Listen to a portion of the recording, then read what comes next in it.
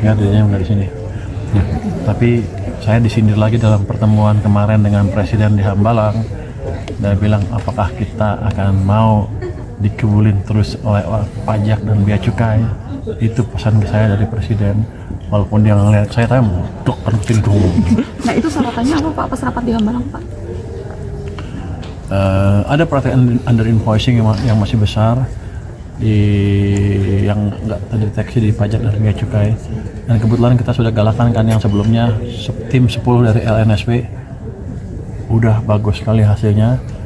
Saya bisa deteksi beberapa dari sistem mereka ya dengan analisa yang canggih, masih belum AI sih karena manual betul.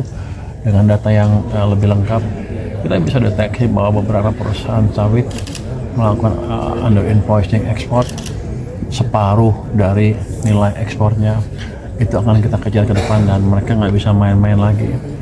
Kita akan pakai teknologi AI segala macam untuk memastikan semua potensinya kita dapatkan dan nggak bocor. Kalau Anda tahu, pajak juga di banyak industri-industri liar yang nggak kena pajak. Ada yang saya tahu baja dan bukan batak apa? Bangunan, barang bangunan ya. Yang pengusahanya dari Cina, punya perusahaan di sini, orang Cina semua, nggak bisa bahasa Indonesia, jual langsung ke klien, cash basis, nggak bayar PPN, saya rugi banyak itu. Nanti kan kita tindak dengan cepat. Ada baja, ada perusahaan bangunan tadi.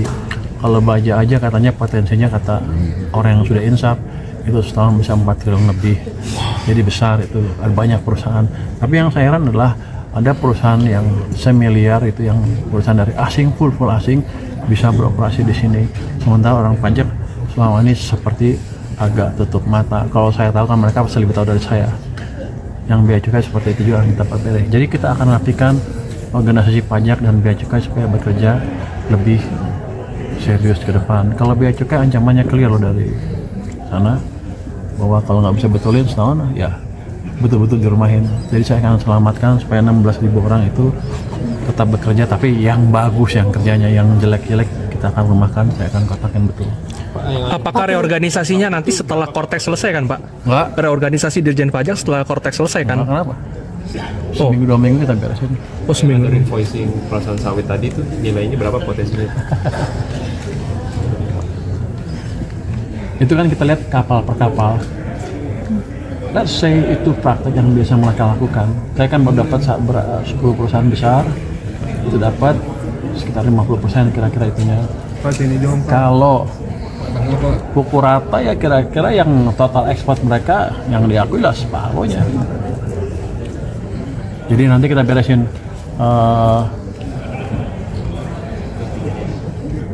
mungkin kalau saya nggak tahu level pendidikannya seperti apa, tapi yang jelas kita akan kasih message ke mereka ke depan nggak bisa begitu lagi kita sikat perusahaan-perusahaan. Saya nggak peduli Siapa aja Pak? Nama-namanya nantilah orang mau nanti dituntut gua. Perusahaan BK nggak Pak? Baja ya, Gimana Pak? Ya, baja ada perusahaan baja Cina loh di sini loh, operasi di sini loh. Namanya mungkin beli KTP tapi dia nggak bayar PPN.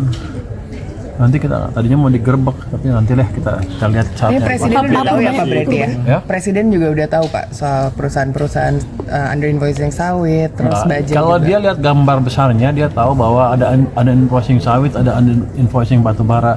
Tapi gimana prakteknya ini ditanyakan bukan urusan dia.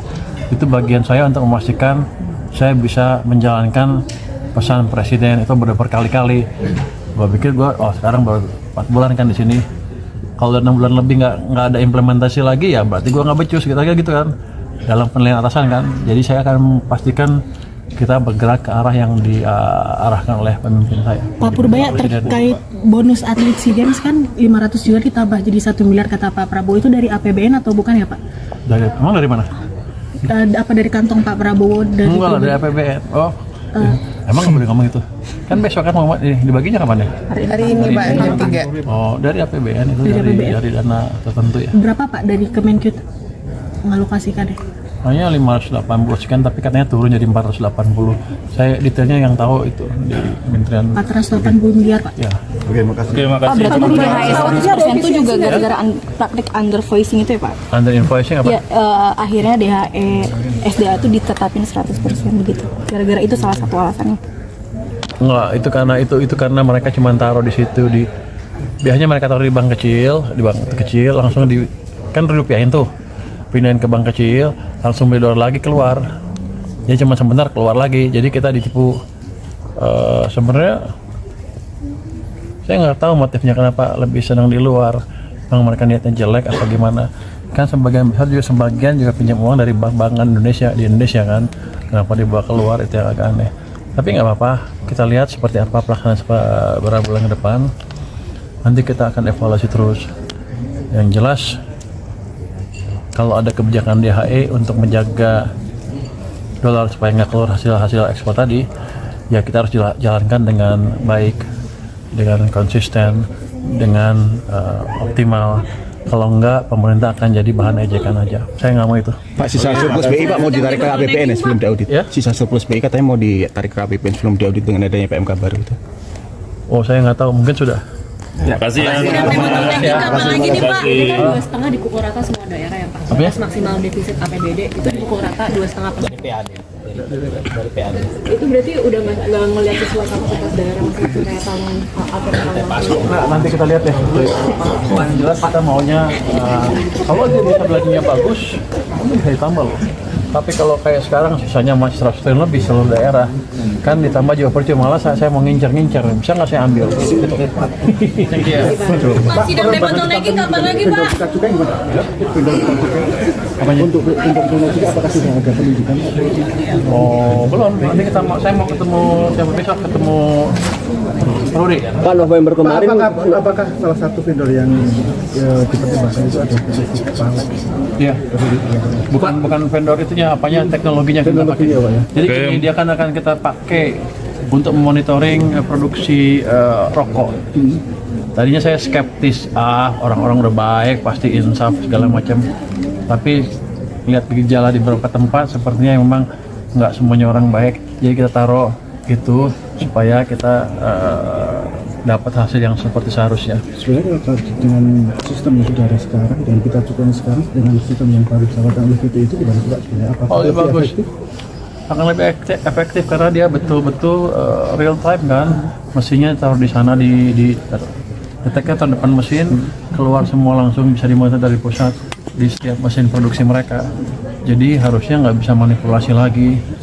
Dan nanti di pita cukainya ditempelin kode-kode khusus sehingga kita bisa lihat dari mana itu pita cukai diterbitkan, punya PT apa, sama nggak dengan dibungkusnya. Jadi kalau jual beli pita cukai antar itu udah nggak bisa lagi nanti. Harusnya sih kalau saya pikir sih itu akan lebih bagus meningkatkan pendapatan dari cukai. Saya juga eksperimen sebetulnya, saya nggak tahu orang cukai main-main apa enggak. Saya akan eksperimen 2-3 tahun ke depan pakai itu. Kalau hasilnya sama aja, saya berhentiin. Tapi kemungkinan besar lebih tinggi pendapatannya. Ini yang akan menarik. Seperti apa naiknya? Itu sudah bisa dibicarakan dengan Pak Hasim waktu itu ya Pak? Anda temennya Pak Hasim? Bisik-bisik. Kasih ya. Terima kasih ya. Kan sempat disinggung juga sama Pak Hasim soal mekanismenya yang seperti itu juga Pak. Oh enggak, pokoknya kita dapat ada informasi teknologi. Ya saya lihat seperti apa dan kelihatannya bagus, dan nanti kita akan ngomong sama Peruri seperti apa proposal yang mereka punya. Kan Sigma dengan Peruri kerjasamanya seperti apa proposalnya. Kalau begitu bagus ya kita eksekusi secepatnya, nggak lama-lama. Terima kasih ya.